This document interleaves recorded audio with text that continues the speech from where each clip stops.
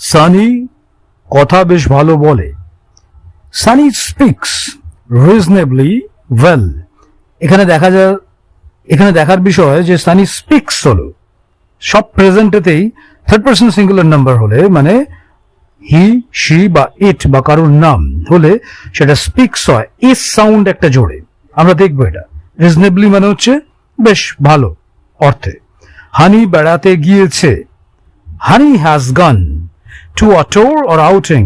এখানেও দেখা যাক যে এটা হ্যাজ হলো কিন্তু S sound. Honey has third person একজনের নাম।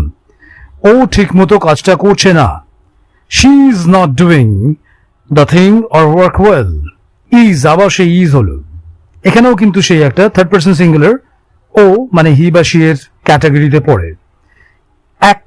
এইটা একটা ভালো জিনিস, it is or this is a good thing, আবার সেই এক ইজ।